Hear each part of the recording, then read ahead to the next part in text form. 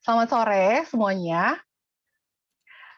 Bersyukur ya kita bisa sore hari ini, mau merayakan Natal gitu. Tapi sebelum kita masuk di dalam acara Natal kita hari ini, saya kan, Kak Ila akan kasih tahu kita beberapa hal gitu. Kita hari ini akan menggunakan satu litani khusus Natal gitu. Jadi nanti tolong diperhatikan ada slide yang, dibagikan gitu ya. Jadi eee, semuanya, saudara semua tuh ngikutin slide tersebut gitu, karena ada bersahut-sahutan. Jadi ada saya yang membacakan, ada jemaat yang membacakan. Nah, jemaat yang membacakan itu nggak semuanya buka mic, tapi hanya nanti dibantu oleh, Kak Raymond gitu ya. Kak Raymond akan, buka mic untuk membacakan. Jadi Kak Raymond membacakan, tapi bukan berarti semuanya nggak boleh baca, semuanya boleh mengikuti di rumahnya masing-masing gitu ya. Jadi kita mau menikmati semuanya ini dari awal sampai akhir kita bisa ikutin gitu ya. Itu yang pertama. Yang kedua, saya mengundang semua saudara yang sekarang bisa membuka kameranya, silahkan dibuka kameranya. Kenapa? Karena kita mau beribadah gitu ya, kita mau bersekutu bersama. Jadi yang nggak ada problem sama koneksi internetnya, tolong semuanya dibuka gitu ya. Oke, kita buka kameranya. Jadi kita semua bisa menikmati sama-sama. Kita juga bisa kenal. Ini kan kita jarang ketemu gitu ya. Jadi hanya lewat virtual gitu. Jadi kalau semua tutup kamera kita nggak bisa lihat, kita nggak bisa kenal gitu. Apalagi Kaila gitu jarang banget ketemu atau kenal kalian. Oke, thank you yang sudah membuka kamera. Yang belum buka kamera, tolong dibuka kameranya ya. Kalau nggak ada problem. Oke. Oke, mari kita masuk di dalam Natal kita pada sore hari ini, kita akan mengambil waktu teduh.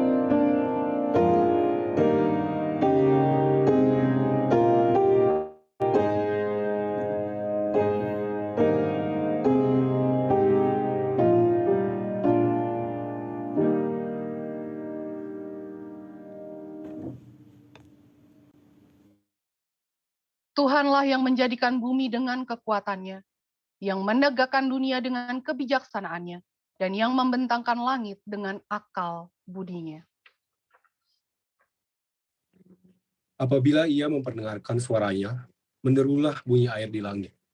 Ia menaikkan kabut awan dari ujung bumi, ia membuat kilat serta dengan hujan, dan mengeluarkan angin dari perbendaharaannya. Mari kita bersama-sama dengan seluruh umat yang percaya kita menyanyikan lagu kita yang pertama, Hai Mari Berhimpun, ketiga baitnya.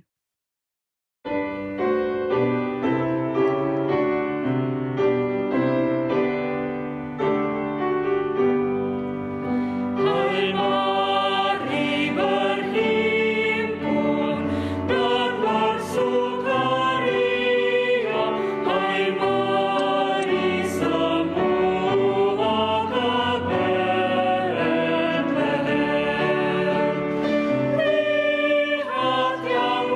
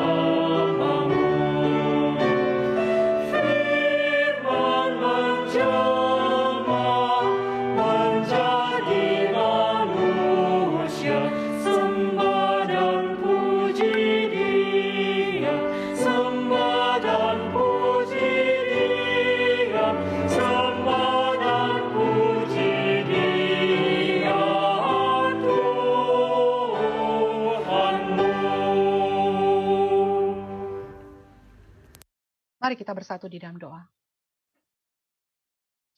Kami berhimpun bersama ya Tuhan, kami bersukaria bersama, kami datang menyembah Engkau pada saat ini, di dalam anugerah Tuhan, di dalam belas kasih Tuhan, kami merayakan Natal sukacita bersama, karena Engkau Allah yang telah lahir, datang ke dalam dunia, menjadi manusia, untuk datang di tengah-tengah kami. Kami bersyukur ya Tuhan, karena kami boleh merayakan Natal pada sore hari ini. Dan kiranya Tuhan, Engkau hadir di tengah-tengah kami, memberkati setiap daripada kami. Meskipun kami harus melewati Zoom, tapi biarlah Tuhan, sukacita Natal itu boleh datang kepada setiap daripada kami yang hadir saat ini. Berkatilah kami ya Tuhan, melalui serangkaian Natal pada sore hari ini. Dan biarlah Tuhan yang ditinggikan melalui seluruh pujian, hormat pada sore hari ini. Di dalam nama Tuhan kami Yesus Kristus, kami berdoa. Amin. Pada mulanya adalah firman. Firman itu bersama-sama dengan Allah dan firman itu adalah Allah. Ia pada mulanya bersama-sama dengan Allah. Segala sesuatu dijadikan oleh Dia, dan tanpa Dia tidak ada suatu pun yang telah jadi dari segala yang telah dijadikan.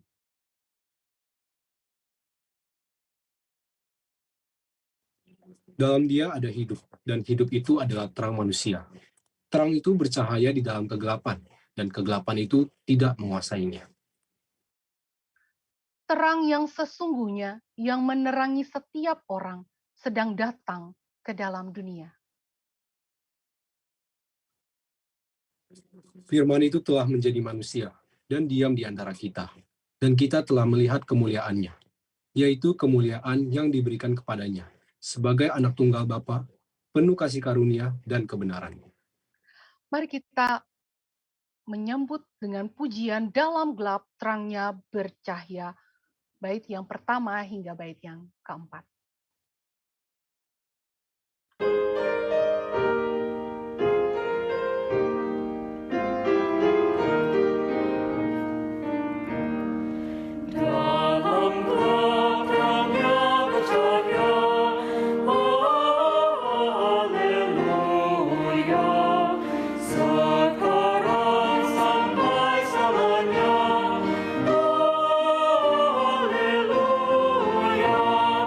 Firman jadi manusia.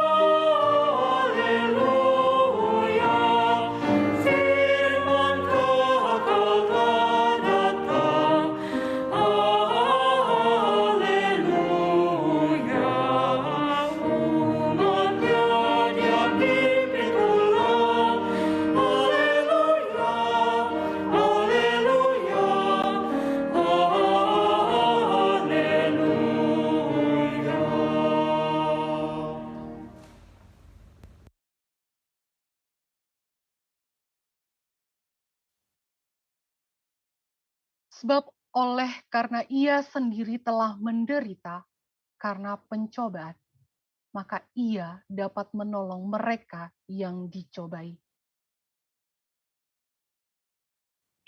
Sebab imam besar yang kita punya bukanlah imam besar yang tidak dapat turut merasakan kelemahan-kelemahan kita.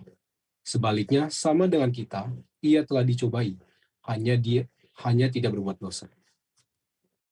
Dalam hidupnya sebagai manusia, ia telah mempersembahkan doa dan permohonan dengan ratap tangis dan keluhan kepada Dia yang sanggup menyelamatkannya dari maut, dan karena kesalehannya ia telah didengarkan. Mari kita tundukkan kepala, kita mau berdoa. Kita tahu Allah adalah Allah yang mendengar permohonan, Allah yang sanggup menyelamatkan umatnya. Dan kita pada saat ini, kita mau mengangkat beberapa pokok doa syafaat. Yang pertama, mari kita bersyukur kepada Tuhan. Jikalau sampai hari ini, kita itu boleh menikmati anugerah Tuhan. Kita itu masih boleh merayakan Natal. Mari kita mengucap syukur kepada Tuhan. Kita buka suara mengucap syukur kepada Tuhan. Bapa di dalam kerajaan surga, kami sungguh mengucap syukur kalau kami itu masih dipeliharakan, masih mendapat anugerah daripada Tuhan. Terlebih Tuhan, kami mengucap syukur karena anugerah keselamatan melalui anak-Mu yang turun ke dalam dunia, masuk di tengah-tengah kami untuk menebus kami, orang-orang yang berdosa, sehingga kami boleh datang kepada Tuhan, kami boleh menikmati Tuhan, kami boleh beribadah kepada Tuhan. Kami boleh merayakan Natal bersama saat ini. Kami sungguh mengucap syukur untuk anugerah Tuhan ini. Dan kiranya Tuhan, Engkau memberkati setiap daripada kami untuk boleh menikmati Tuhan, menikmati pribadi Tuhan yang ada di tengah-tengah kami. Terima kasih ya Tuhan, kami mengucap syukur di dalam nama Tuhan kami Yesus Kristus. Mari kita berdoa, kita buka suara. Kalau kita bisa merayakan Natal, kita juga boleh mengingat ada saudara-saudara kita yang saat ini mungkin sedang berduka. Mereka yang sedang mengalami bencana alam, mereka yang sedang mengalami kesulitan, mereka yang sedang kehilangan mungkin.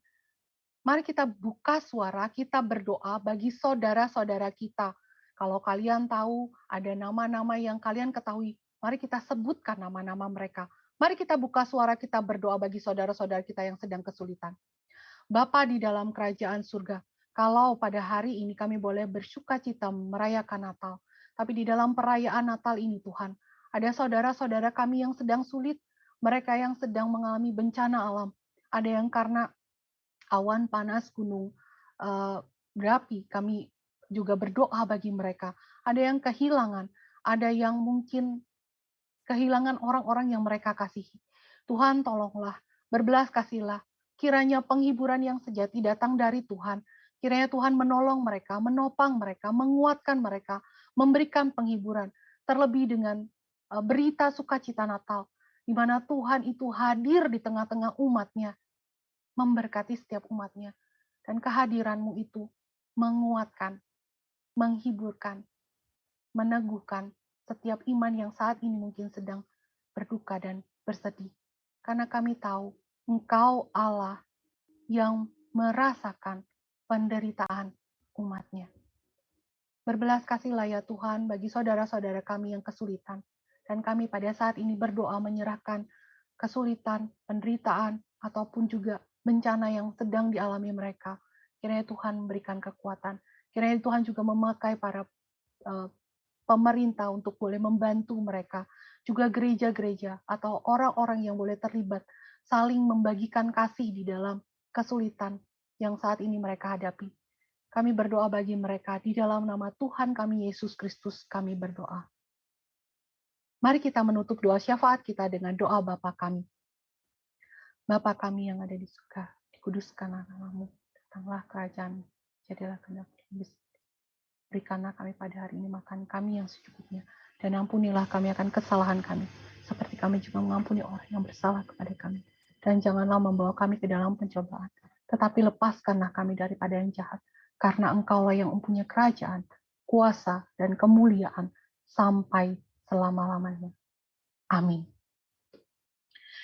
Kita akan mendengar firman Tuhan, namun sebelumnya mari kita memujikan pujian Kau telah tinggalkan sorga mulia, kelima baitnya. Setelah itu saya akan menyerahkan kepada Ko Ivan.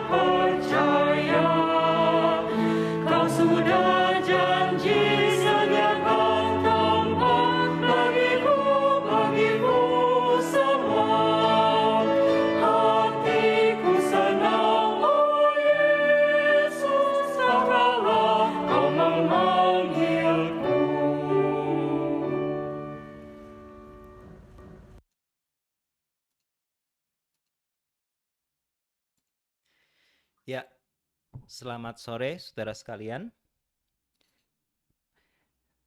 Satu fellowship hari ini kita bisa merasakan ya, ada ibadah, ada bentuk yang sedikit berbeda. Yang saya harap apa yang sudah disiapkan oleh para panitia itu boleh menjadi berkat. Kalau tadi teman-teman memperhatikan ayat-ayat yang dibacakan, itu ada alur ceritanya tersendiri. Alur cerita yang sebetulnya sangat terkait dengan tema kita hari ini. Word become flesh. Nanti akan kita bahas bersama-sama. Tapi sebelum itu saya akan membacakan satu tambahan ayat lagi yang akan saya bacakan dari Roma pasal pertama. Ini adalah pembukaan dari Paulus ketika dia menuliskan surat kepada jemaat di Roma. Demikian firman Tuhan. Dari Paulus, hamba Kristus Yesus yang dipanggil menjadi rasul dan dikuduskan untuk memberitakan Injil Allah. Injil itu telah dijanjikannya sebelumnya dengan perantaraan nabi-nabinya dalam kitab-kitab suci tentang anaknya yang menurut daging diperanakan dari keturunan Daud dan menurut Roh Kekudusan dinyatakan oleh kebangkitannya dari antara orang mati, bahwa ia adalah anak Allah yang berkuasa, Yesus Kristus Tuhan kita. Mari kita bersatu dalam doa, kita mohon pimpinan Tuhan untuk kita merenungkan firman. Mari kita berdoa. Bapa di dalam surga, kami datang ke hadapan-Mu, kami bersyukur untuk fellowship kami pada sore hari ini, di mana setelah sekian lamanya kami melewati fellowship lewat Zoom ini, akhirnya kami boleh bersama-sama merayakan Natal. Kami percaya di tengah-tengah hal yang mungkin kami harus ada di rumah masing-masing sekalipun, ketika firman-Mu diberitakan dan ketika hati kami dipersiapkan untuk mendengarkan firman itu, maka kami percaya Tuhan sendiri yang boleh mempersatukan kami dan Tuhan yang akan memberkati kami dengan firman-Mu. Kiranya Tuhan jangan biarkan seorang pun dari kami yang pada sore hari ini mendengarkan firman melewati berkat-Mu begitu saja. Tapi biarlah kami terus berpegang teguh, kami mencari wajah Tuhan sehingga kami boleh selesai dari fellowship ini, kami boleh keluar dengan mendapatkan berkat yang berasal dari Tuhan saja. Berkati hamba-Mu yang berbicara, berkati setiap dari kami yang mendengarkan, untuk kami boleh sungguh-sungguh mendengar firman-Mu. Di dalam nama Tuhan kami Yesus Kristus, kami berdoa. Amin. Ya, selamat sore saudara sekalian. Merry Christmas by the way, meskipun Christmas-nya masih minggu depan, begitu ya. Kita hari ini akan membahas tentang Word Become Flesh, yaitu tentang bagaimana firman menjadi daging. Ayat yang diambil adalah sebetulnya dari Yohanes pertama, tetapi tadi sudah kita bacakan di awal.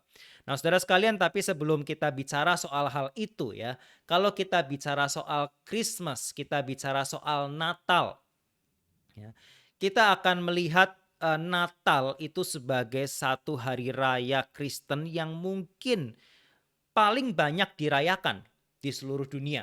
Ya. Dirayakan bahkan oleh orang-orang yang bukan Kristen. Ya. Padahal kan Christmas harusnya Christian, ya, itu kan karena dari Christ, itu merayakan hari lahirnya Kristus. Tetapi bahkan orang-orang yang tidak percaya kepada Kristus, belum pernah mendengar tentang kisah Kristus, bahkan banyak dari mereka yang merayakan Natal.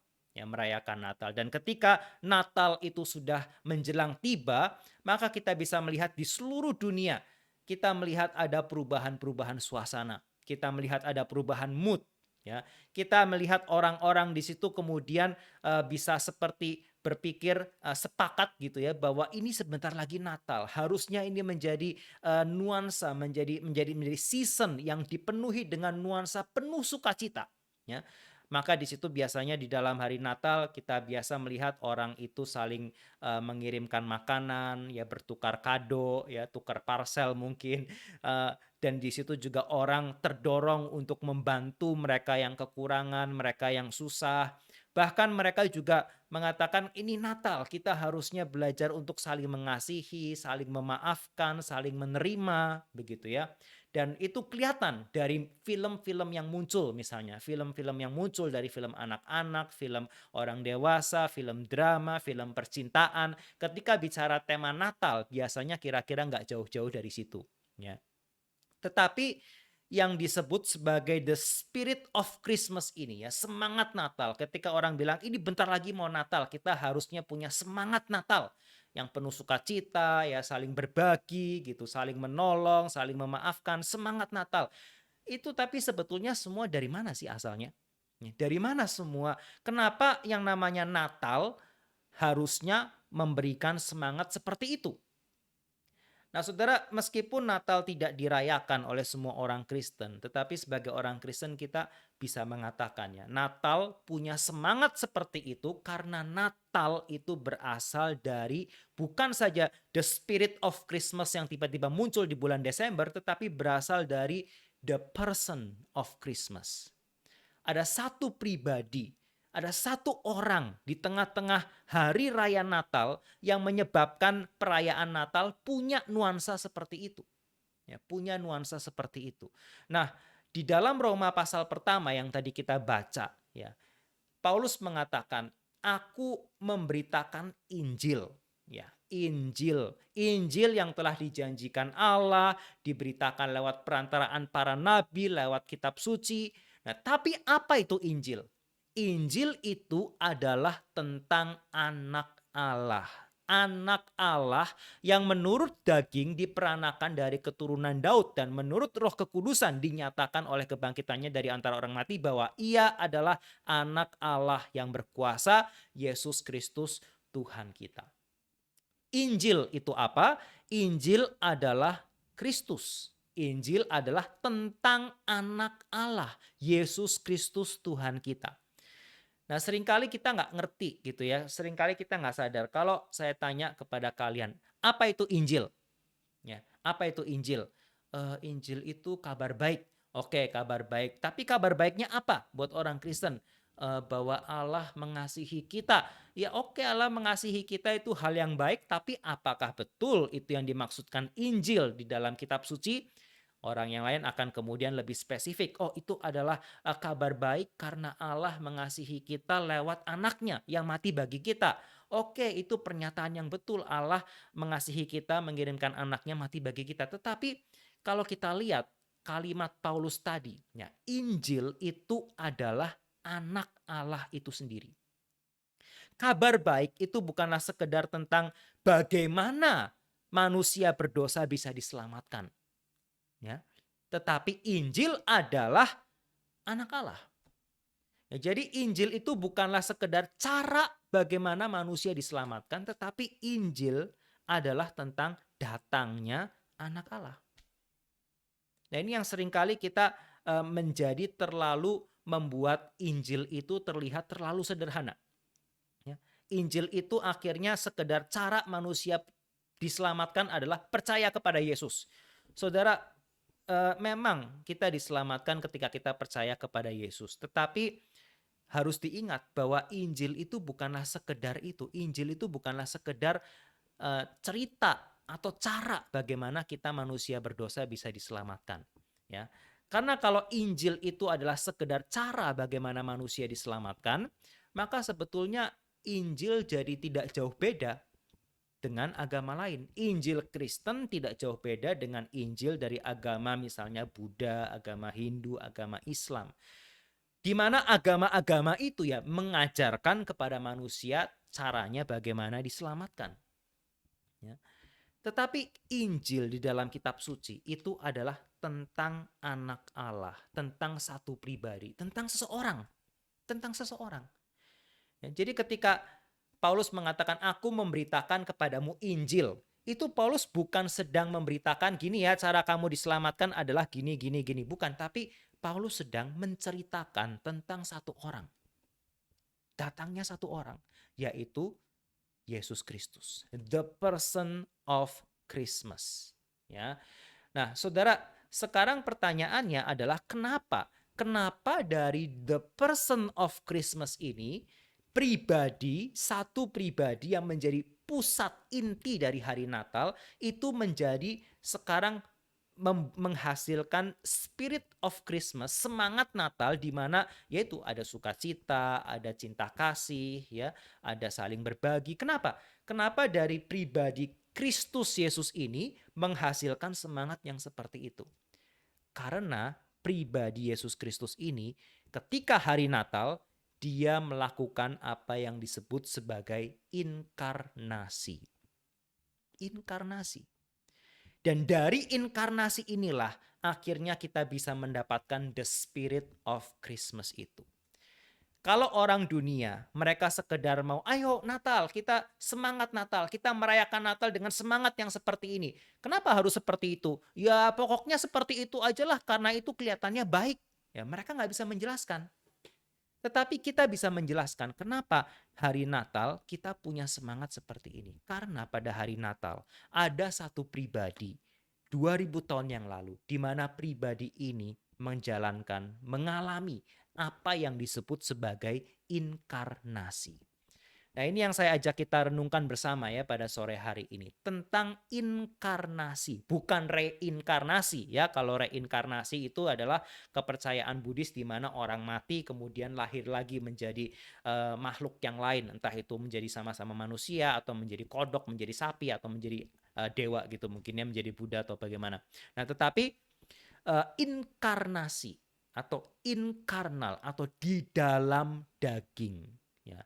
Ini adalah peristiwa di mana Allah menjadi manusia. Inkarna ya, inkarnal di dalam daging. Nah, Saudara, hari ini saya mengajak kita merenungkan 3 bagian atau 3 poin besar, tapi yang nanti akan menjadi sorotan utama kita adalah bagian yang terakhir. Ya, waktu kita bicara inkarnasi, saya ingin membahas apa itu inkarnasi. Yang kedua adalah kenapa inkarnasi itu penting. Dan yang ketiga yang nanti akan saya ajak kita renungkan lebih dalam lagi, yang sebetulnya menjadi tujuan dari tema kita hari ini adalah bagaimana seharusnya inkarnasi Kristus itu mempengaruhi kehidupan kita. Ya. Jadi yang pertama, apa itu inkarnasi? Yang kedua, kenapa inkarnasi itu penting? Dan yang ketiga, bagaimana inkarnasi Kristus mempengaruhi hidup kita? Yang pertama, apa sih inkarnasi? Tadi saya sudah katakan, inkarnasi adalah peristiwa di mana Allah menjadi manusia, di mana Sang Firman itu menjadi daging. Ya. Dalam Yohanes tadi di bagian awal liturgi kita dibacakan tentang dalam Yohanes pertama, pada mulanya adalah Firman, Firman itu bersama-sama dengan Allah dan Firman itu adalah Allah. Jadi Allah itu adalah Firman, di mana pada mulanya di mana segala sesuatu dijadikan oleh Dia, oleh Firman. Dan tanpa Firman ini tidak ada satupun yang telah jadi dari segala yang telah dijadikan. Di dalam Dia, yaitu Sang Firman, ada hidup. Dan hidup itu adalah terang manusia. Nah, ini jelas sekali bahwa Firman di sini itu adalah Allah. Itu adalah Allah. Tetapi Yohanes pertama ayat 14 mengatakan Firman itu telah menjadi manusia dan diam di antara kita. Allah menjadi manusia.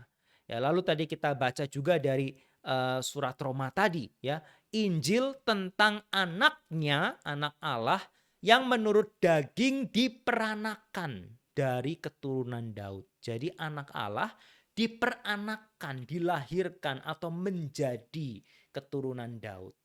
Menurut Roh Kekudusan dinyatakan oleh kebangkitannya dari antara orang mati bahwa ia adalah anak Allah yang berkuasa. Nah, di sini ada beda. Jadi anak Allah menurut daging diperanakan dari keturunan Daud, ya, diperanakan atau menjadi daging, menjadi anak lewat keturunan Daud. Tetapi lewat menurut Roh Kekudusannya dikatakan dinyatakan atau declared, ya, sebagai anak Allah yang berkuasa. Ya.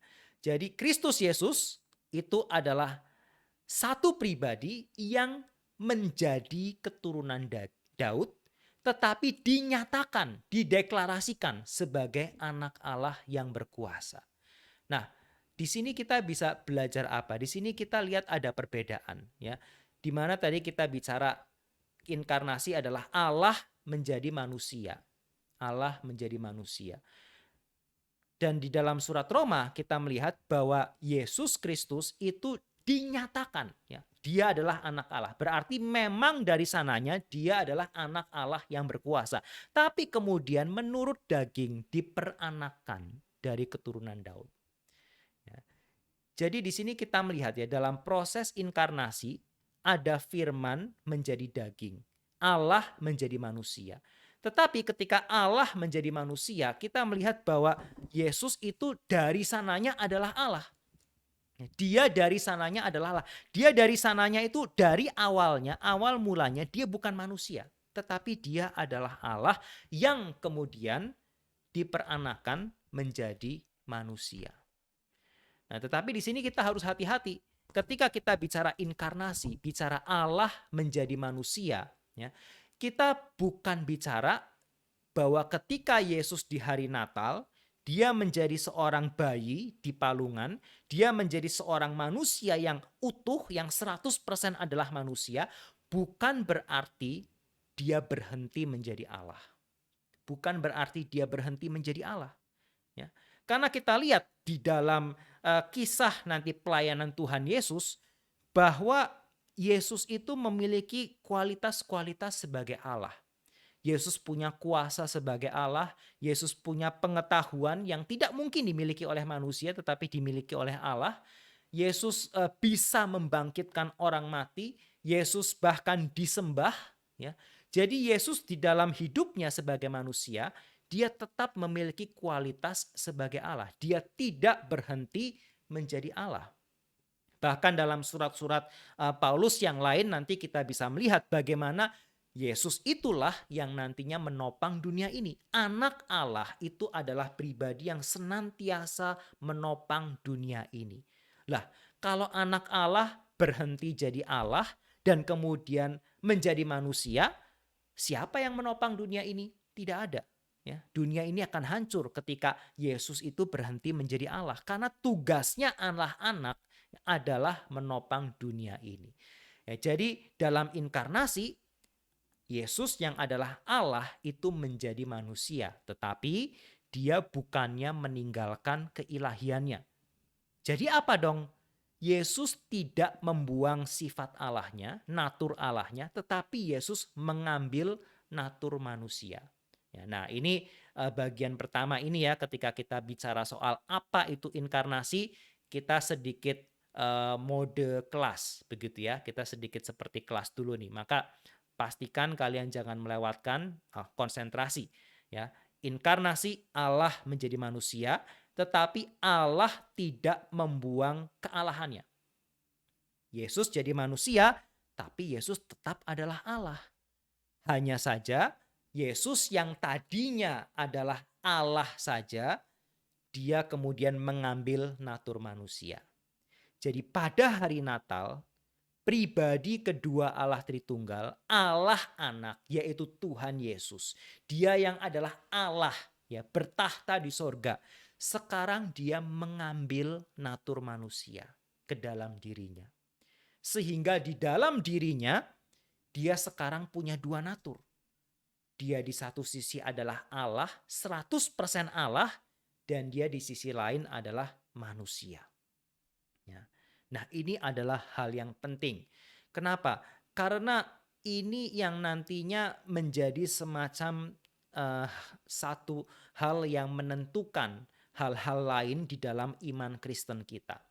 Banyak orang seringkali bingung ya ketika melihat pengajaran Kristen. Mereka bertanya, kenapa sih Yesus katanya adalah Allah tapi kok mati? Ya, tapi di sisi yang lain, kenapa sih Yesus manusia kok bisa bangkit? Bisa melakukan banyak mujizat? Bahkan ada yang bingung juga, kenapa sih Yesus mati cuman satu orang itu bisa mengampuni dosa seluruh orang yang percaya kepada dia? Ya. Jadi banyak hal orang seringkali sulit menerima di dalam iman Kristen. Sulit menerima kematian Kristus, kebangkitan Kristus, sulit menerima tentang kematian Kristus yang mengampuni dosa kita, dan hal-hal yang lain. Tetapi sebetulnya mereka tidak akan sulit menerima hal itu kalau mereka mengerti tentang inkarnasi ini. Bahwa Yesus yang mati dan bangkit, dia itu adalah Allah dan dia adalah manusia. 100% Allah dan 100% manusia. Ya. Saudara, apa artinya Yesus itu 100% Allah dan 100% manusia? Artinya dia itu bukan makhluk yang setengah-setengah. Ya, setengah Allah, setengah manusia, atau 70% Allah, 30% manusia. Dia itu bukan satu makhluk yang akhirnya campuran antara Allah dan manusia. Dia itu bukan makhluk setengah dewa. Dia itu bukan seperti manusia yang punya kekuatan superhero karena dia punya sifat kealahan. Tidak. Ya. Berbeda ya dalam mitologi-mitologi dongeng-dongeng Yunani misalnya. Kita melihat banyak sekali tokoh-tokoh seperti ini. Seperti misalnya Hercules. Kenapa Hercules yang adalah manusia, dia punya kekuatan yang luar biasa. Kekuatan dewa. Ya karena dia adalah anak hasil pernikahan antara dewa Zeus dengan seorang wanita yang adalah manusia. Melahirkan seorang anak yang adalah manusia tapi punya darah dewa, punya kemampuan cukup kuat seperti dewa. Tetapi dia tidak lebih kuat daripada dewa-dewa yang 100% dewa. Ya. Dan dia juga bukan 100% manusia karena dia punya semacam kekuatan begitu ya yang membuat dia itu seperti tidak manusia. Dia menjadi susah untuk dilukai, dia menjadi seperti kebal begitu ya. Dia itu sanggup mengangkat batu yang berat dan seterusnya seperti Superman. Nah, itu bukan manusia lagi, begitu ya, karena manusia tidak mungkin punya kekuatan-kekuatan seperti itu. Ya. Dan ketika kita melihat inkarnasi yang tadi bahwa Yesus itu 100% Allah, 100% manusia, maka kita juga mengatakan Yesus itu bukanlah Allah yang pura-pura menjadi manusia. Ya, bukan Allah yang pura-pura menjadi manusia. Allah yang kemudian menampilkan diri pura-pura punya menjadi bayi gitu ya. Lalu pura-pura bertambah dewasa, bertambah semakin tua umurnya ya. Dia bukanlah Allah yang menampakkan diri seolah-olah Allah yang pura-puranya bisa dicambuk lalu terluka, bisa disalib lalu mati. Ya padahal itu hanyalah pura-pura saja. Ya Allah kan nggak bisa mati, Allah nggak bisa dilukai, tapi dia pura-pura.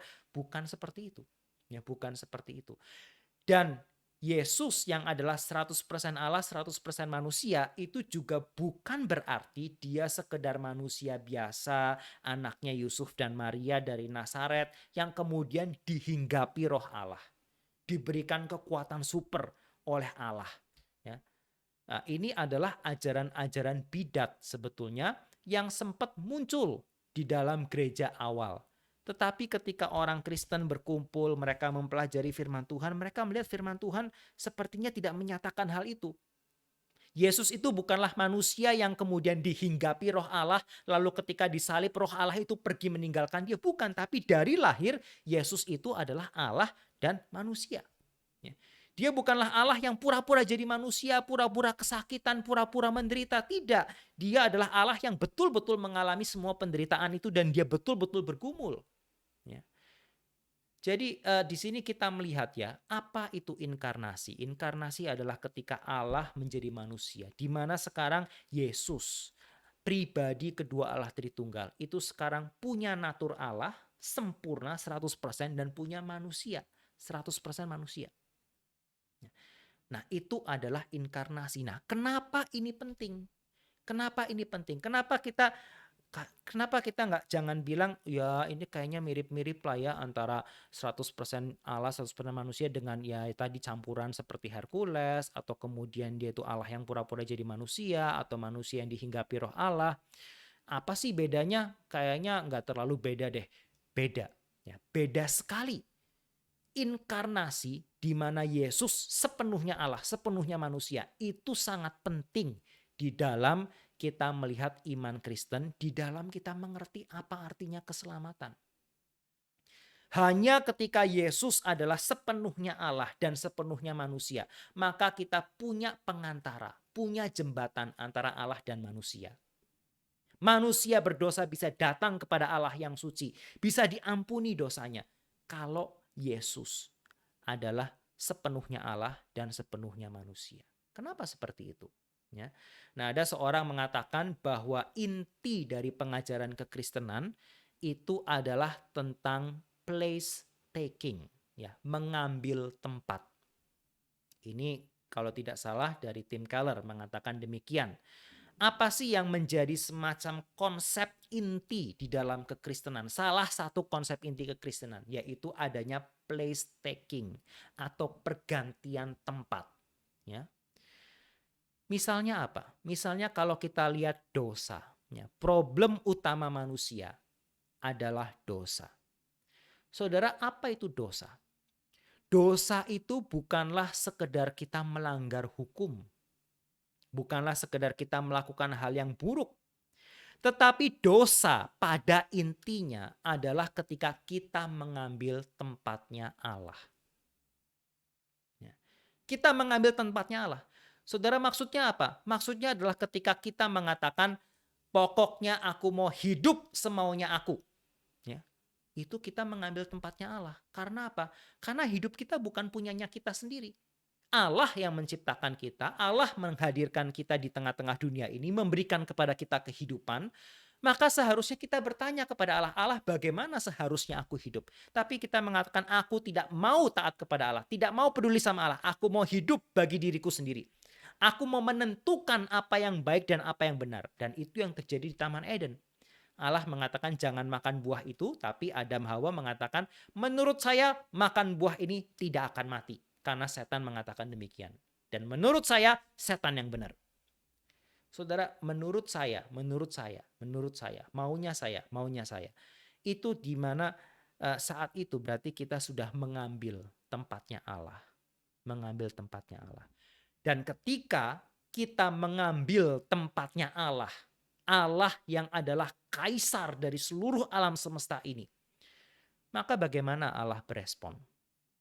Saudara, seharusnya ketika ada seseorang memberontak kepada seorang kaisar, maka orang itu harusnya dihukum mati.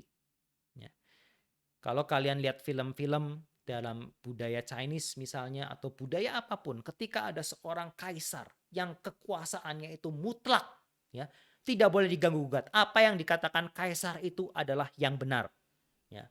Tidak peduli orang lain bilang apa, kalau kaisar itu bilang ini benar, itu salah, itu salah. Dan ketika ada orang melanggar itu, maka hukumannya adalah mati. Harusnya kita mati. Tetapi di dalam Injil kita melihat apa yang Allah lakukan. Bagaimana Allah berespons. Ketika kita mengatakan, Tuhan, aku tidak mau tunduk kepadamu, aku mau mengambil tempatmu. Ya. Kamu turun dari tahta itu, aku yang mau bertahta di dalam hidupku sendiri.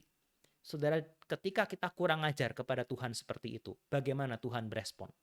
Tuhan berespons bukan dengan mengatakan, kurang ajar kamu, mati saja. Tapi Tuhan berespons dengan mengatakan, aku akan mengambil tempatmu. Kamu harusnya mati. Harusnya kamu dihukum mati. Tetapi sekarang aku akan mengambil tempatmu. Manusia, kamu mau jadi Allah, harusnya kamu mati. Tapi aku mengasihi engkau. Aku ingin menyelamatkan engkau. Maka biarlah aku mengambil tempatmu. Dan itulah kenapa Allah turun ke dunia, Allah berinkarnasi, Allah menjadi manusia. Allah anak yang harusnya bertahta menjadi raja atas kehidupan kita. Ketika kita memberontak kepada dia, dia malah turun menggantikan tempat kita di atas kayu salib. Karena Allah tidak bisa mati. Allah tidak bisa disentuh. Allah tidak bisa diganggu gugat sedikit pun. Maka kalau Allah bilang, aku mau menggantikan tempatmu, mengambil hukumanmu, kamu harusnya mati, aku yang mau gantikan itu. Gimana caranya Allah mati? Allah nggak bisa mati. Ya satu-satunya cara adalah Allah betul-betul menjadi seperti kita. Menjadi manusia yang menanggung segala akibat dosa di dalam dunia yang sudah jatuh ini. Dosa kebengisan sesama manusia, dosa yang membuat kesenjangan sosial, ya, membuat ketidakadilan, membuat adanya penindasan, kekejian. Yesus mengalami itu semua. Ya, mengalami itu semua. Seharusnya dia bisa ongkang-ongkang kaki saja di surga, menikmati hidupnya. Ya, sekedar menonton manusia yang dengan bodohnya menjatuhkan diri, menjerumuskan hidup mereka, dunia mereka ke dalam dosa yang makin hari makin mengerikan. Tapi Yesus mengatakan, aku turun. Aku ambil tempat mereka. Aku akan berjalan bersama dengan umatku, berjalan dengan mereka, mengalami apa yang mereka alami. Dan aku akan mengambil tempat mereka di atas kayu salib. Nah saudara, inilah kenapa inkarnasi itu menjadi penting. Dan inilah kenapa hari Natal, di mana inkarnasi itu terjadi, itu memberikan sukacita. Memberikan sukacita. Saudara, tanpa pribadi Kristus yang berinkarnasi, maka semangat Natal itu sekedar menjadi apa ya, sesuatu yang klise. Klise saudara kalau mengatakan Natal itu harusnya sukacita. Kalau kita tidak percaya kepada Kristus, kalau kita tidak mengerti apa itu inkarnasi. Tapi kalau kita mengerti apa itu inkarnasi yang terjadi di hari Natal 2000 tahun yang lalu, maka kita bisa dengan hati yang tidak klise, ya, yang dengan sungguh-sungguh, dengan sincere kita mengatakan, ini adalah season full of joy. Ya. Nah saudara, sekarang yang terakhir ya. Ketika kita sudah melihat apa itu inkarnasi dan kenapa inkarnasi itu penting. Sekarang pertanyaannya adalah bagaimana inkarnasi itu harusnya mempengaruhi hidup kita. Bagaimana seharusnya kita menghayati inkarnasi. Ketika kita merenungkan inkarnasi, selain kita bersyukur karena itu memungkinkan kita diselamatkan. Bagaimana kita seharusnya merefleksikan inkarnasi? Saudara, yang pertama ya, inkarnasi ketika kita melihat inkarnasi dengan kaitannya relasi kita dengan Allah, kita melihat inkarnasi itu sebagai satu peristiwa. Yang pertama adalah ya kabar baik, ya kabar baik bagi dunia. Karena tadinya kita yang tidak mengenal Allah, ya kita tidak bisa melihat Allah dan kita bahkan menyembah Allah buatan kita sendiri. Tetapi dia turun ke dunia. Dia menampakkan dirinya dengan wujud seseorang. Yang sekalipun zaman sekarang kita tidak melihat Yesus muka dengan muka karena dia 2000 tahun yang lalu. Tetapi setidaknya dengan dia hadir sebagai manusia, kita bisa membayangkan Allah kita itu seperti apa sebetulnya. Dia bukanlah sekedar menjadi prinsip-prinsip atau ide-ide yang abstrak. Tapi kita bisa membayangkan dia seperti apa. Kita bisa punya relasi seperti dia. Ya. Tapi saudara, ketika kita melihat ya, hari di mana inkarnasi itu terjadi, hari di mana Allah menjadi manusia dan masuk ke dalam dunia kita, maka seharusnya kita juga sedikit gemetar. Karena ketika Allah menjadi manusia, itu adalah peristiwa yang menggoncangkan dunia ini. Peristiwa Allah menjadi manusia, berintervensi ke dalam sejarah manusia, itu menjadi peristiwa, menjadi event yang mengubah hidup semua orang di dunia ini. Kenapa? Karena ketika peristiwa itu terjadi, ketika Allah anak plek menjadi bayi di palungan, tiba-tiba seluruh umat manusia diperhadapkan kepada pilihan. Kamu mau menyembah dia seperti orang Majus, seperti gembala, atau kamu mau menolak dia seperti Raja Herodes, seperti orang-orang Farisi. Apakah kamu terganggu dengan kehadirannya? Apakah kamu terganggu ketika sekarang kamu harus menyembah raja yang lain selain dirimu sendiri? Ataukah engkau mau belajar untuk tunduk, taat, dan menyembah dia sebagai raja dan Tuhanmu? Setiap manusia ketika Kristus hadir di tengah-tengah dunia, dunia itu tidak lagi bisa status quo. Ya, status quo itu apa? Status quo itu ya keadaannya itu ya seperti sekarang ini. Biasa-biasa saja, dunia itu berjalan saja seperti normal.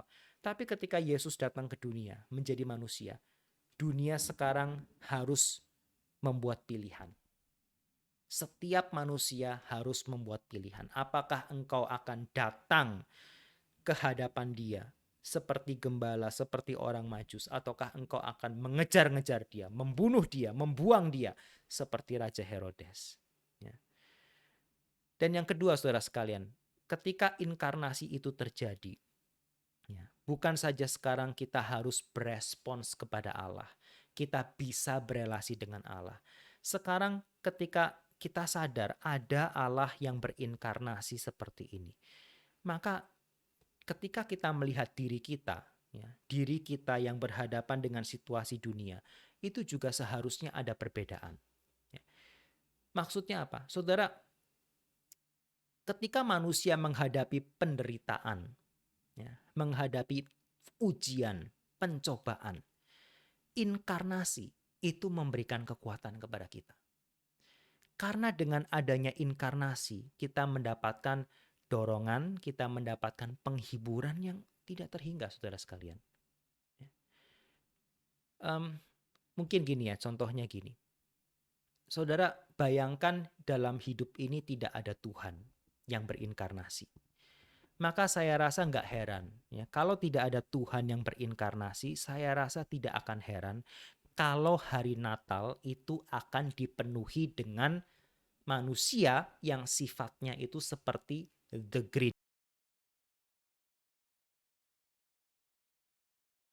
Grinch. Gimana sih ngomongnya Grinch? Grinch. Itu kan ada filmnya ya, film movie-nya, ada film kartunnya. The Grinch, makhluk berbulu hijau yang sangat benci sekali dengan hari Natal. Sangat benci sekali dengan hari Natal. Saudara tahu ya film itu ya, kalau nggak tahu mungkin bisa nonton, agak menghibur sih gitu ya. Nah ini film yang sekali lagi model tadi ya, bicara tentang spirit of Christmas ya, tidak bicara tentang Kristus tapi bicara tentang spirit of Christmas, di mana Hari Natal itu perkampungan yang namanya Whoville gitu ya, Whoville, itu semua diisi oleh orang-orang yang senang sekali merayakan Natal. Hari Natal mereka menghias rumah mereka, mereka siapkan hidangan yang lezat, mereka saling tukar kado, ya mereka saling menyapa Merry Christmas. Di jalan-jalan di Whoville itu banyak lagu Christmas Carol dinyanyikan. Semua orang itu mengantisipasi hari Natal dengan begitu antusias, kecuali The Grinch. Dia paling benci ketika hari Natal. Kenapa? Karena dikatakan hatinya dia ya, his heart is two size smaller. Hatinya dia itu kecil, sempit. Dan kenapa dia punya hati yang seperti itu? Ternyata ada ceritanya. Ya, bagaimana The Grinch ini ketika dia waktu kecil, dia tidak ada orang tua, ketika anak-anak yang lain merayakan hari Natal bersama dengan orang tua mereka, dia tidak ada orang tua. Dan ketika akhirnya dia dititipkan di panti asuhan, dia juga mungkin dititipkan kepada orang tua asuh, akhirnya dia sempat diabaikan. Dia harus kalau nggak salah tergantung di pohon Natal selama beberapa lamanya begitu ya.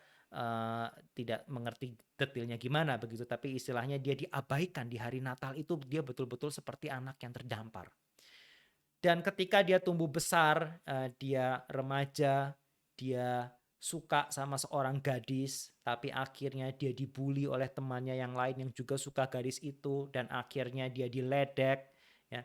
Dan singkat cerita, akhirnya dia menjadi orang yang sangat tidak percaya kepada orang lain.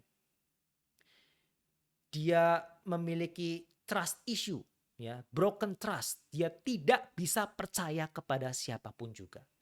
Karena pada akhirnya ketika dia mulai dekat sama orang lain, ketika dia mulai percaya sama orang lain, dia dikecewakan.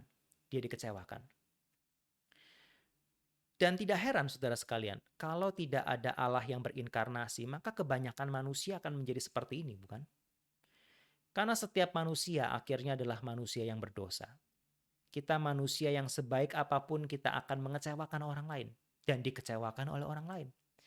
Kita akan mengalami dilema seekor landak, ya, landak yang kalau dia ingin dekat sama landak yang lain, entah karena dia kedinginan atau kesepian, maka mereka bukannya saling menghangatkan, tapi mereka akan saling menusuk. Itulah manusia. Itulah manusia. Tetapi di dalam Alkitab, tadi sudah dibacakan, ada ayat dalam Ibrani pasal kedua yang mengatakan dalam segala hal, ia, yaitu Yesus, disamakan dengan saudara-saudaranya. Supaya ia menjadi imam besar yang menaruh belas kasihan, yang setia kepada Allah, mendamaikan dosa seluruh bangsa. Sebab oleh karena ia sendiri telah menderita karena pencobaan, maka ia dapat menolong mereka yang dicobai. Saudara, Injil Kristus menceritakan tentang Allah yang bukan saja sekedar menjadi manusia, tapi menjadi manusia yang lahir di palungan, manusia yang hidupnya miskin, manusia yang bahkan baru saja lahir langsung diburon, dikejar-kejar oleh raja satu bangsa sampai harus lari ke Mesir. Manusia yang juga pernah dikhianati, bahkan oleh murid-murid yang dia kasihi. Manusia yang menderita bukan karena dosanya, tetapi karena ketidakadilan dunia, kecemburuan dunia, kejahatan dunia. Dan manusia yang akhirnya mati dengan cara yang mengenaskan, memalukan, dan menyakitkan. Saudara, ini Allah yang diceritakan di dalam inkarnasi. Allah yang diceritakan di dalam kisah Natal. Allah yang mengalami apa yang kita alami. Membuat kita merasa tidak sendirian.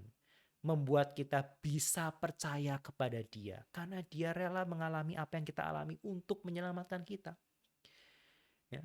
Dan itu yang akhirnya istilahnya menyelamatkan si Grinch ini. Gitu kan ya. Dimana akhirnya dia dekat dengan seorang gadis kecil ya, yang namanya Lou begitu. Dan dia akhirnya dihangatkan hatinya ketika gadis ini melihat segala kejelekan si Grinch. Tetapi dia tetap mengasihi Grinch. Ya, dia tetap mengasihi si Grinch. Dan itu yang akhirnya mencairkan hati Grinch dan membuat hatinya itu bertambah besar. Dan akhirnya dia menikmati sukacita Natal. Dia bisa percaya kepada orang lain. Nah saudara, siapa yang akan menjadi little Lou bagi kita kalau bukan Yesus Kristus sendiri? Ya, Kristus yang datang ke dunia, mengalami apa yang kita alami, mengerti apa yang kita alami, mengerti segala kesendirian kita. Ya. Dan dia datang supaya kita tidak lagi kesepian, tidak lagi sendirian. Saudara, Natal itu bukanlah hari yang akan memberikan kepada kita penjelasan. Apa sih tujuan di balik penderitaan kita, kesepian kita? Ya, nggak ada hal itu. Bahkan Natal kadang bikin kita bingung. Ya, kalau kita membaca Natal di Alkitab, kita ngeri. Karena justru hari Natal banyak bayi-bayi orang Yahudi dibunuh. Gara-gara Kristus hadir. Orang-orang itu, orang tua itu tidak akan mengerti kenapa Tuhan izinkan bayiku mati di tangan raja yang paranoid seperti ini. Ya. Dan Natal tidak menjelaskan kenapa harus bayi itu yang mati, kenapa harus keluarga itu yang berduka. Tetapi Natal menceritakan bahwa Allah yang datang di hari Natal adalah Allah yang peduli. Allah yang bukan sekedar tinggal di sorga, tapi dia turun ke dunia menjadi bayi di palungan yang juga dikejar-kejar oleh Herodes. Mengalami apa yang dialami oleh bayi-bayi yang lain. Memang saat itu dia tidak mati, tetapi dia tidak mati supaya dia dipersiapkan sehingga waktunya tiba nanti. Dia akan mengalami kematian yang lebih brutal di atas kayu salib. Ya. Natal tidak menceritakan, tidak menjelaskan apa tujuan di balik penderitaan yang kita alami. Tapi Natal menjelaskan apa yang bukan menjadi alasan di balik penderitaan kita. Yaitu apa? Bahwa Allah tidak peduli. Ya. Saya ulangi lagi ya. Natal tidak menjelaskan apa alasan di balik penderitaan kita. Tetapi Natal menjelaskan apa yang sudah pasti bukan menjadi alasan di balik penderitaan kita. Yaitu bahwa Allah tidak peduli. Natal menunjukkan Allah kita adalah Allah yang peduli. Peduli dengan segala penderitaan kita, kesepian kita. Dan karena itu dia datang ke dunia. Karena itu dia datang ke dunia. Dan saudara, di dalam kita menghadapi penderitaan, kita mendapatkan penghiburan ini. Dan bukan saja ketika kita menghadapi penderitaan, saudara sekalian. Tetapi ketika kita menghadapi pencobaan. Ya, ujian. Pencobaan kita digoda untuk jatuh ke dalam dosa. Di sini kita bisa melihat kepada inkarnasi. Ya. Kalau tadi dalam Ibrani pasal kedua, kita bisa juga melihat di dalam Ibrani misalnya pasal keempat ya, tadi juga dibacakan. Sebab imam besar yang kita punya bukanlah imam besar yang tidak dapat turut merasakan kelemahan-kelemahan kita. Sebaliknya, sama dengan kita, ia telah dicobai, hanya tidak berbuat dosa. Saudara, ketika kita berhadapan dengan dosa, godaan untuk berdosa, biarlah kita melihat kepada Kristus. Dan ketika kita lihat kepada Kristus, kalau kita ngerti doktrin inkarnasi yang tadi, maka kita tahu ketika dia bergumul di Taman Getsemani, atau sebelum itu ya, ketika dia dicobai di padang gurun, dia berpuasa 40 hari 40 malam, dan ketika saat-saat terakhir dia sudah selesai puasa, setan datang. Setan mencobai dia, mengatakan, coba ubah batu ini menjadi roti. Kamu lapar kan? Ya lapar. Yesus lapar sekali pasti. Dia bukan pura-pura lapar, saudara. Dia betul-betul lapar karena dia adalah manusia. Ubah batu ini menjadi roti. Tapi Yesus menolak. Ya, karena dia sadar melakukan hal itu berarti tunduk kepada iblis. Dan dia jatuh. Dan ketika Yesus berdoa di Taman Getsemani, dia betul-betul bergumul. Ketika dia mau naik ke atas kayu salib, dia tahu dalam beberapa jam lagi dia akan ditangkap, disesah, dipukuli, dihina, dan mati di atas kayu salib.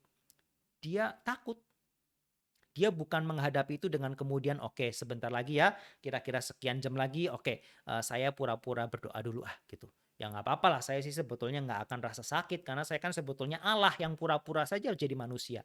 Enggak, dia betul-betul jadi manusia dan karena itu dia juga mengalami kengerian. Saudara, orang yang tahu sebentar lagi hidupnya akan dihancurkan dengan begitu menyakitkan, begitu memalukan, ya, maka orang itu seberapa tegar pun orang itu akan gentar. Orang itu akan gentar dan Yesus pun mengalami hal itu. Yesus gentar menghadapi pengkhianatan-pengkhianatan yang akan dilakukan para muridnya. Dia sedih, hatinya terluka, hatinya sedih. Dan dia juga sedih akan melihat orang-orang bangsanya sendiri, kepada bangsanya dia datang, tapi bangsanya menolak dia. Dia gentar menghadapi cawan pahit yang harus dia minum, segala sesahan penderitaan di atas kayu salib, dan yang paling dia gentar adalah dia sebentar lagi akan menanggung murka Tuhan, mengambil tempat kita, ditinggalkan oleh Allah Bapa, dibenci oleh Allah Bapa di atas kayu salib karena dia dijadikan dosa. Maka dia ngeri. Dia ngeri. Ya, dia bukan pura-pura ngeri, tapi dia betul-betul ngeri sampai dikatakan keringatnya mengalir seperti darah. Mengalir seperti darah. Nah, Saudara, di sini kita bisa melihat ya bahwa Yesus adalah orang yang bergumul melawan dosa, tapi dia juga orang yang bisa melawan dosa itu. Sebagai manusia, sebagai Allah, bisakah Yesus berdosa? Tidak bisa. Allah tidak mungkin berdosa. Tapi sebagai manusia, 100% manusia, bisakah dia berdosa? Bisa. Manusia bisa jatuh dalam dosa. Tergoda, betul-betul lapar, betul-betul takut, betul-betul sedih. Yesus mengalami itu semua, saudara sekalian. Maka ketika kita diperhadapkan kepada dosa, godaan dosa, biarlah kita ingat ini. Untuk kita boleh tekun dan setia seperti Yesus. Tadi pagi dalam persekutuan doa saya membawakan dari Ibrani pasal 12. Ya, yang menceritakan bahwa, mengingatkan bahwa hidup kita ini itu seperti perlombaan. Perlombaan lari. Ya, perlombaan lari di mana kita itu berlomba dari iman kepada iman. Ketika kita percaya kepada Kristus, maka hidup kita itu menjadi seperti sebuah perlombaan di mana kita dituntut untuk dengan tekun menjalani setiap hari dalam kehidupan kita, berlari menuju garis akhir. Dan gimana caranya? Ya, kita harus menanggalkan semua beban, menanggalkan semua dosa yang merintangi kita. Ketika kita lomba lari, kita harus tanggalkan semua hal yang bikin kita berat, bikin kita bisa kesandung. Ya. Kita harus hidup kudus, kita mengejar hidup kudus, menanggalkan semua dosa. Tapi seringkali sulit, bukan? Seringkali sulit. Cobaan, godaan dosa itu seringkali begitu kuat mengganggu kita. Ketika kita sendirian, ya, ketika kita sedang tidak dilihat orang lain, kita merasa, aduh gimana caranya aku bisa melawan dosa ini.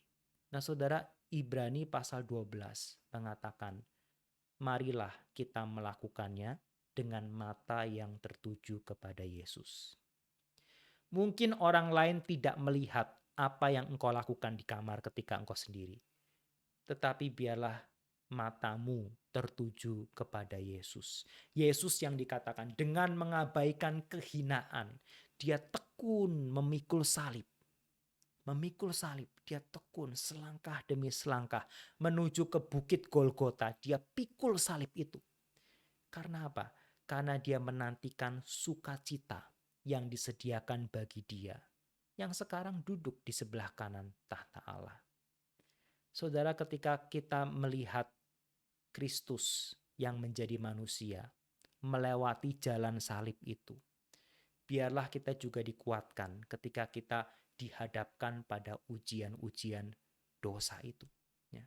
Ujian untuk apakah kita akan terus melanjutkan perlombaan kita, ataukah kita akan menyerah. Ya. Yesus Kristus sudah mengalami perlombaan itu dan dia telah menang. Dia telah melewati semua penderitaan itu dan dia telah menang. Maka seharusnya pun demikian juga dengan kita. Memang kita bukan juru selamat. Memang kita akan terus terjatuh dan terjatuh lagi.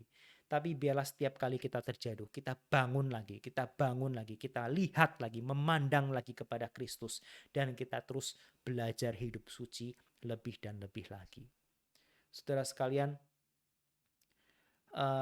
ketika kita melihat hal ini begitu ya, inkarnasi, Kristus yang mengalami apa yang kita alami, kita dikuatkan, kita didorong untuk hidup seperti Dia. Dan ketika kita hidup melihat bahwa Dia itu melewati semua itu demi kita, saudara sekalian, demi kita, maka seharusnya apa yang sudah Kristus lakukan bagi kita tadi, ya, itu harusnya menjadi kekuatan untuk kita melakukannya bagi orang lain. Nah, ini adalah yang terakhir ya, bagaimana kita merenungkan tentang inkarnasi dengan kaitannya dengan orang lain. Saudara, apa yang Kristus sudah lakukan bagi kita, ya, Dia melewati semua penderitaan itu demi kita, ya, Dia berempati dengan kita, bisa mengerti segala kesulitan kita. Maka seharusnya kita pun, ini ada Zoom yang nyala ya, tolong di mute ya.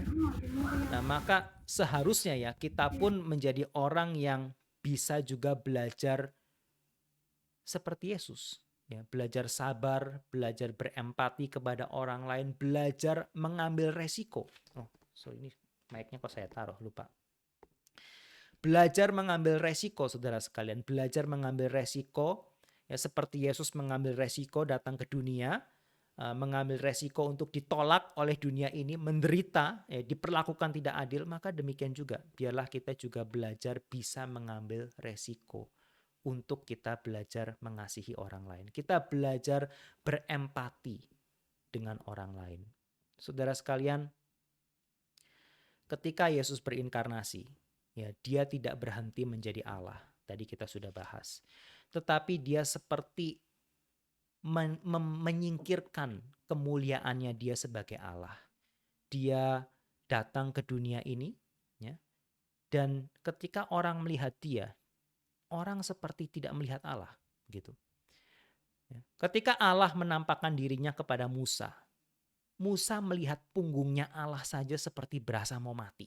Saking Allah itu begitu suci. Tapi orang melihat Yesus seperti melihat tukang kayu dari Nazaret. Orang yang kemudian bahkan bisa dipukul, bisa diludahi, bisa dicaci maki, bisa ditangkap, tampar, dan seterusnya. Kenapa? Bukan karena Yesus tidak lagi punya kemuliaan itu, tidak. Tapi Dia seperti melepaskannya, Dia memendamnya. Membiarkan orang itu datang kepada Dia. Dan ini harusnya mengajarkan kepada kita gitu ya, bahwa Yesus yang punya semangat ini datang kepada orang yang lebih hina. Ya, orang yang lebih jelek daripada Dia, supaya orang itu bisa mendapatkan berkat. Maka bukankah itu yang seharusnya akhirnya gitu yang kita sebut sebagai semangat Natal, the spirit of Christmas tadi. Spirit of Christmas yang kita bisa lihat bukan dalam diri seseorang yang memegahkan dirinya sendiri, menyombongkan kemuliaannya sendiri, tetapi orang yang rendah hati. Orang yang datang mengunjungi mereka yang lebih susah, ya, yang kemudian memberikan apa yang dia miliki untuk jadi berkat orang lain. Maka dengan kata yang lain gitu ya, ketika Allah menjadi manusia, mengosongkan dirinya, menanggalkan kemuliaannya, apa artinya bagi kita? Bukankah itu artinya bagi kita juga kita jadi orang yang belajar berempati dengan orang-orang di luar sana, orang-orang yang dipandang tidak cantik oleh dunia ini, orang-orang yang tersingkirkan oleh dunia ini, orang-orang yang tanpa kuasa, ya, tanpa uang, tanpa popularitas, orang-orang yang tanpa kecantikan, saudara sekalian. Dan itulah yang harusnya menjadi semangat Natal. Karena Allah pun sudah melakukannya bagi kita. Allah turun ke dalam dunia menjadi kita manusia yang lebih rendah daripada malaikat, dikatakan. Lebih rendah daripada malaikat. Padahal malaikat adalah ciptaannya sendiri. Nah, saudara, untuk menutup renungan kita begitu ya. Satu ilustrasi mungkin yang saya terpikir itu adalah dari kesaksian pemeran Yesus dalam film The Passion karya Mel Gibson. Ya, film The Passion, saya tidak tahu berapa banyak dari kalian yang pernah nonton begitu ya, karena ini film sudah lama, mungkin ketika kalian masih SD bahkan masih sekolah minggu gitu ya itu keluarnya. Tapi pemeran Yesus dalam film itu yang namanya adalah Jim Caviezel. Saya tidak tahu apakah ini benar atau tidak begitu ya, apakah ini sekedar marketing, tapi kayaknya sih bukan. Dia memberikan kesaksian bahwa ketika dia memerankan peran Yesus, ketika dia naik ke atas kayu salib, ya, bahkan sebelum itu ketika dia dicambuk, dia mengalami, ya, dia di situ menjadi momen di mana bukan sekedar dia bekerja sebagai seorang aktor, saudara sekalian, tapi momen di mana dia berhadapan dengan Allah, momen di mana dia merenungkan, merefleksikan apa yang sebetulnya Allah alami, Yesus alami bagi dia. Bagaimana ketika mereka akan mencambuk begitu ya, orang-orang di sana tidak bisa bahasa Inggris, maka terjadi miskomunikasi. Mereka disuruh menyambuk ke bagian mana yang harusnya ada lempeng besi, tetapi orang itu karena miskomunikasi, orang itu mencambuk ke bagian yang lain. Sehingga betul-betul kena bagian tubuhnya, mencabik dagingnya, dan dia langsung guling-guling di tanah kesakitan. Dan ketika dia naik ke atas kayu salib, ternyata betul-betul posisi itu membuat pundaknya itu bergeser, saudara sekalian. Jadi betul-betul ketika di syuting, pundaknya itu bergeser. Tetapi dia membiarkan syuting itu tetap berjalan. Ya. Dan ketika dia tergantung di atas kayu salib, dan ketika dia juga mengalami sesak nafas, karena ketika digantung, posisi itu betul-betul menekan paru-paru. Menekan paru-paru. Dan ketika dia digantung, dia mengalami sesak nafas dan dia hampir kehilangan kesadaran.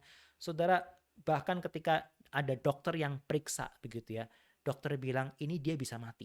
Dia bisa mati. Lalu sutradaranya Mel Gibson bertanya, kamu mau gimana? Mau berhenti? Si Caviezel bilang, enggak, lanjut saja. Saya mau terus syuting. Saya mau coba setia endure ini. Gitu ya. Meskipun aku harus mati ketika bikin film ini, setidaknya kematianku itu bisa memberikan nilai tertentu. Karena aku ingin orang melihat betul-betul seperti apa sih ketika Kristus itu disalib. Nah ini menarik kan saudara sekalian. Ketika Kristus datang ke dunia, dia menjadi sama seperti kita. Ya, dia menjadi sama seperti kita. Sehingga kita mengerti, oh Allah yang kita sembah adalah Allah yang mengerti segala kesulitan kita. Kita mendapatkan kekuatan itu. Tetapi setelah itu saudara sekalian, ternyata kita pun dipanggil untuk belajar menjalani apa yang Yesus jalani. Naik ke atas kayu salib. Ya. Mengasihi orang-orang yang di bawah kita. Berinkarnasi saudara sekalian. Supaya dalam kehidupan kita, orang-orang melihat Kristus. Melihat Tuhan yang kita sembah. Saya akan simpulkan, dosa itu apa? Dosa adalah ketika manusia mengatakan, aku mau mengambil tempat Allah. Tetapi kasih Allah di dalam Injil mengatakan, oke, manusia, kamu mau mengambil tempatku, harusnya hukuman mati. Tetapi sekarang aku mengambil tempatmu. Aku yang turun ke dunia, menjadi sama seperti engkau, dan naik ke atas kayu salib. Dan ternyata bagi setiap kita yang melihat Allah yang seperti ini, berinkarnasi dan mati di atas kayu salib, kita sekarang mengatakan, Tuhan, aku ingin semakin mengerti akan kasih-Mu dengan aku sendiri mengalami jalan salib itu. Segala tantangan, ujian, pencobaan, cobaan dosa, biarlah aku belajar menghadapinya seperti Kristus menghadapinya. Setiap penderitaan, ketidakadilan, kesepian, pengkhianatan yang aku alami, aku mau belajar melewatinya seperti Kristus melewatinya. Dan aku mau belajar mengasihi orang-orang lain, mengasihi musuh-musuhku, mengasihi orang yang tidak layak, seperti Tuhan mengasihi aku. Sehingga dalam hidupku, orang juga bisa melihat Tuhan seperti apa yang aku sembah. Saudara, Natal adalah hari di mana Allah menjadi manusia, supaya manusia mengenal Allah. Mengenal Allah melalui Kristus. Dan biarlah sekarang kita juga menjadi orang-orang yang dipakai oleh Tuhan supaya orang lain mengenal Kristus melalui kita. Mari kita berdoa. Bapa di dalam surga, kami datang ke hadapan-Mu ya Tuhan. Kami bersyukur di tengah-tengah suasana Natal ini, di mana hampir seluruh dunia merayakannya, kami menjadi sebagian orang yang mengerti kenapa ini menjadi momen yang luar biasa. Mengapa menjadi momen di mana kami bisa merayakannya dengan sukacita. Momen di mana kami belajar berbagi dengan orang lain, memperhatikan orang lain. Ya Tuhan, kami bersyukur karena kami memiliki Allah seperti Engkau. Allah yang menjadi sama seperti kami. Supaya kami pun belajar menjadi sama seperti Engkau. Menjadi kesaksian bagi orang-orang di sekitar kami. Kami rindu ya Tuhan, supaya orang lain melihat Allah yang kami sembah. Dengan cara kami berempati kepada mereka, memperhatikan mereka, berkorban bagi mereka. Dan juga menyatakan kasih yang tanpa syarat itu kepada mereka. Ajar kami ya Tuhan untuk mengasihi orang-orang di sekitar kami, orang-orang yang sepertinya sulit untuk dikasihi. Biarlah kami belajar mengasihi. Tolong kami di hari Natal ini belajar memikirkan siapa saja orang-orang yang boleh kami perhatikan, yang boleh kami doakan, yang boleh kami sapa, kami ucapkan selamat Natal, dan kiranya mereka pun boleh mendapatkan semangat yang sama di hari Natal ini. Kiranya ya Tuhan, Kristus yang sudah berinkarnasi menjadi manusia, boleh juga nyata di dalam hidup kami yang adalah pengikut-pengikut Kristus. Di dalam namanya saja kami panjatkan doa ini. Amin. Saya kembalikan kepada Kak Ila. Hendaklah kamu dalam hidupmu bersama menaruh pikiran dan perasaan yang terdapat juga dalam Kristus Yesus, yang walaupun dalam rupa Allah, tidak menganggap kesetaraan dengan Allah itu sebagai milik yang harus dipertahankan, melainkan telah mengosongkan dirinya sendiri dan mengambil rupa seorang hamba dan menjadi sama dengan manusia. Dan dalam keadaan sebagai manusia, ia telah merendahkan dirinya dan taat sampai mati, bahkan sampai mati di kayu salib. Itulah sebabnya Allah sangat meninggikan dia dan mengaruniakan kepadanya nama di atas segala nama, supaya dalam nama Yesus bertekuk lutut segala yang ada di langit dan yang ada di atas bumi dan yang ada di bawah bumi. Dan segala lidah mengaku, Yesus Kristus adalah Tuhan, bagi kemuliaan Allah Bapa. Mari kita meresponi kebenaran firman Tuhan, kita memberikan persembahan, dan kita menyanyikan lagu Mari Tuturkan Kisah Yesus ketiga baitnya.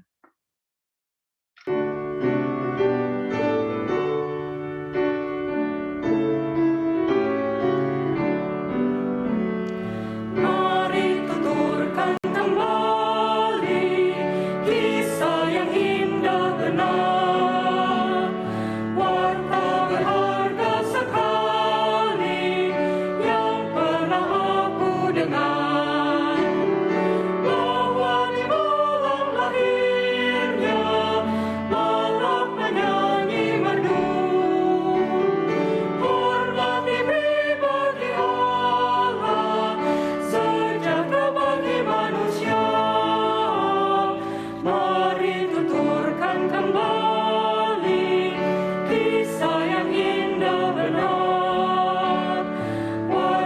berharga sekali.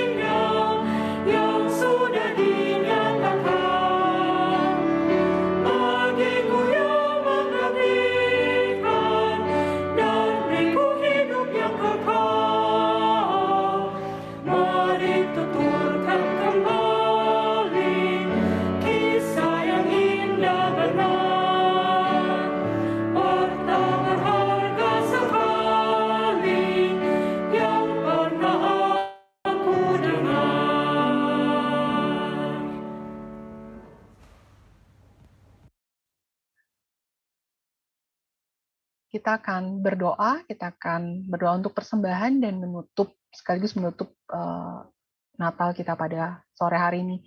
Minta kesediaan Kak William untuk berdoa, persembahan dan menutup persekutuan kita pada sore hari ini. Mari kita berdoa ya. Tuhan, kami begitu bersyukur untuk Natal sore hari ini. Kami diingatkan sekali lagi untuk mengenal Kristus yang adalah seorang pribadi. Tuhan, juga kami melihat contoh teladan Kristus yang dimana Dia memberikan seluruh hidupnya. Kiranya juga Tuhan melalui persembahan ini kami juga bisa memberikan persembahan seluruh kehidupan kami untuk boleh dipakai demi kemuliaan Kristus. Kami bersyukur Tuhan, sekali lagi kami mengenal Juru Selamat satu-satunya yang menjadi manusia. Tidak ada Juru Selamat lain yang pernah menjadi manusia yang mati menggantikan kita.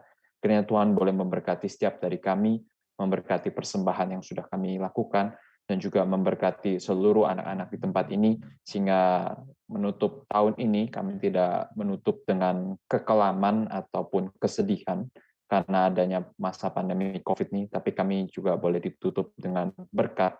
Sekali lagi kami diingatkan bahwa Kristus telah mati bagi kami, dan kiranya kami boleh dipakai menjadi anak-anak-Mu, menjadi agen-agen pembawa terang ke dalam dunia ini. Terima kasih Tuhan, kami menaikkan doa ini hanya di dalam nama Yesus Kristus. Amin. Ya, persekutuan Natal kita pada sore hari ini sudah selesai. Tapi ada beberapa hal yang perlu Kaila umumkan. Yang pertama, Kaila mau tekankan, ada perubahan gitu ya, di tanggal perayaan Natal gabungan gitu ya. Kak William bisa bagikan, share screen. Ada perubahan, jadi kasih tahu atau ingatkan gitu ya, Papa Mama, dan kalian juga bisa catat. Jadi Natal kita sebelumnya itu Natal gabungan tanggal 23 Desember gitu ya ada. Tapi sekarang ada perubahan, Natal kita akan dirayakan itu bahasa Indonesia tanggal 24 Desember pukul 5. Lalu ada tanggal 25 Desember pukul 9 itu Indonesia Mandarin gitu ya. Nanti bahasa Inggris tanggal 25 pukul 9.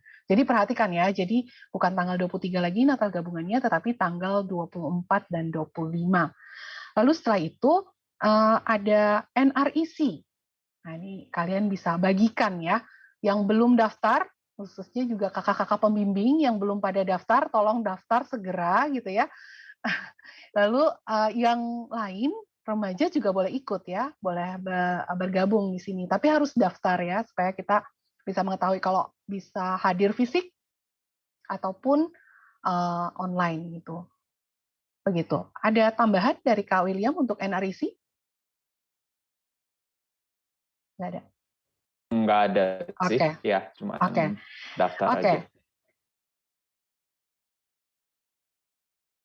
So ya, fellowship kita, saya lupa, fellowship kita pada minggu depan berarti itu ya Pak Ivan ya, Natal kan tanggal 25.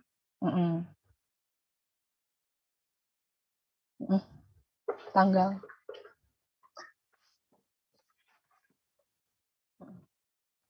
Karena tahun baru, jadi kita tunda begitu ya. Jadi fellowship kita ini, hari Sabtu ini akan baru mulai lagi tanggal 8 Januari.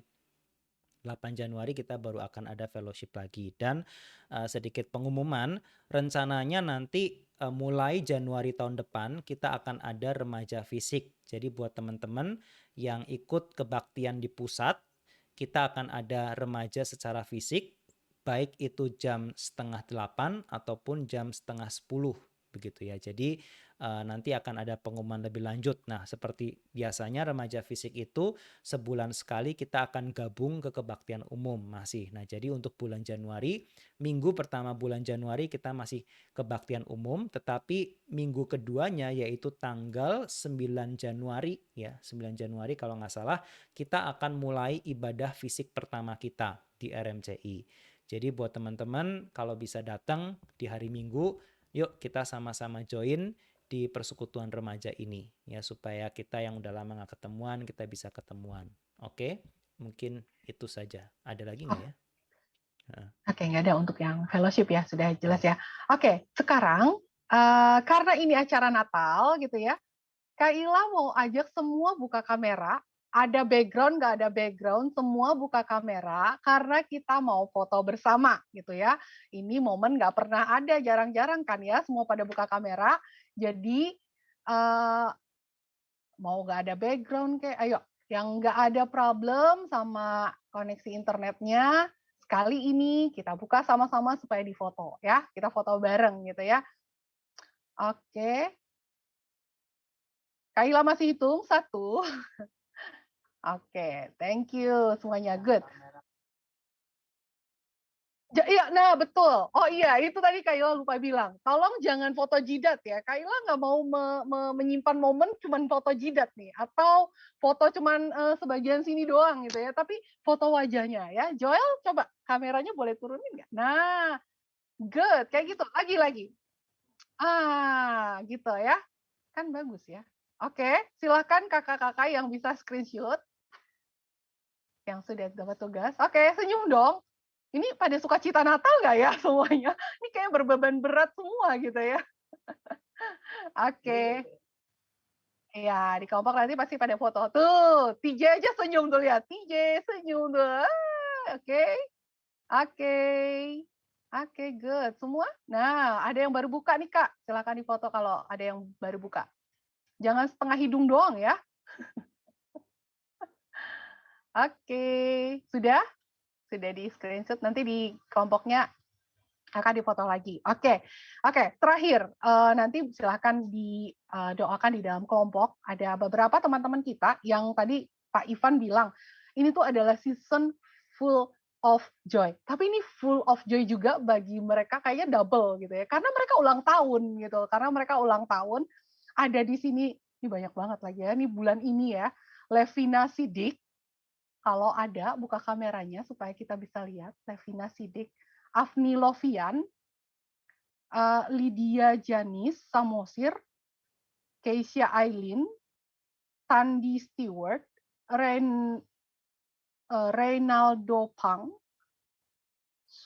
Joshua Susanto, Valencia Chen, Gracia Emanuela, Yudi, Christy, Yehezkiel, Jonathan, Kayla, Cheris, Immanuel, Theodore, Timothy, Caleb Yuanda, lalu Alfa Gracia. Siapa yang ulang tahun di sini ya?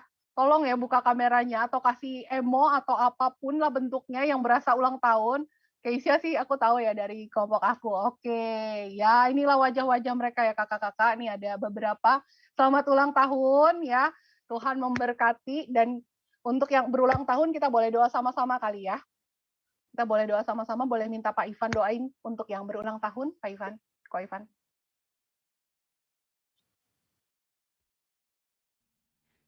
Tadi nama-namanya di mana ya?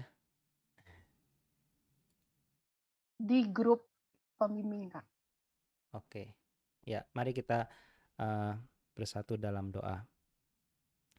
Bapa di dalam surga, kami bersyukur kalau pada malam hari ini kami boleh berkumpul bersekutu bersama mengingat kelahiran akan Tuhan kami Yesus Kristus. Tetapi kami juga bersyukur bahwa Kristus Yesus yang lahir di dunia ini sudah menjadi juru selamat, bukan hanya bagi kami tapi juga bagi banyak orang lain yang boleh menjadi saudara seiman kami. Dan kami juga bersyukur pada bulan Desember ini kalau kami mengingat akan hari lahir dari teman-teman kami ini. Mereka yang berulang tahun di bulan Desember ini kami bersyukur karena kami melihat pemeliharaan Tuhan di dalam hidup mereka. Di tengah-tengah segala tantangan, kesulitan kehidupan, mereka punya Tuhan yang juga pernah mengalami hal-hal yang bahkan lebih berat daripada itu. Dan di tengah-tengah segala godaan, segala macam dosa yang mengintip mereka, mereka juga memiliki Tuhan yang sudah berhasil menang atas semuanya itu. Sehingga kami percaya ya Tuhan, sebagaimana Tuhan sudah memimpin tahun-tahun kehidupan mereka sebelumnya, Tuhan yang juga akan terus memimpin tahun-tahun mereka yang akan datang. di mana mereka akan meneruskan perlombaan lari yang sudah Tuhan percayakan kepada mereka. Biarlah di dalam perlombaan itu semakin hari mereka belajar untuk semakin menanggalkan semua beban dan dosa yang merintangi perlombaan itu, dan mereka boleh lari sampai ke garis akhir di mana Kristus menunggu kami semua. Ya Tuhan, kami menyerahkan teman-teman saudara kami seperti Theo, seperti Yehezkiel, seperti Tandi Stewart, seperti Alfa, seperti Levina, seperti Kristi, Kayla, Caleb, Afni, Lydia, Keisha, Renaldo, Jonathan, Charis, Timothy, Joshua, Valencia, Gracia, dan Judith ke dalam tangan pemeliharaan Tuhan. Biarlah Tuhan terus tuntun iman mereka, iman yang sudah Tuhan berikan kepada mereka, Tuhan terus tuntun untuk terus diuji, dimurnikan, makin bertumbuh sehingga pada akhirnya nanti semakin disempurnakan menjadi orang-orang yang juga nantinya menjadi saksi-saksimu di tengah-tengah dunia, sehingga ketika dunia melihat hidup mereka, mereka boleh melihat Tuhan yang kami sembah. Terima kasih ya Tuhan, kami menyerahkan semuanya ini ke dalam tangan-Mu saja. Di dalam nama Tuhan kami Yesus Kristus kami berdoa. Amin. Kita akan bagi kelompok gitu ya, kalian boleh diskusi boleh doa, boleh refleksi gitu ya bareng kakak pembimbing. Selamat ulang tahun buat yang berulang tahun dan selamat hari Natal. Tuhan Yesus memberkati ya. Silahkan di breakout.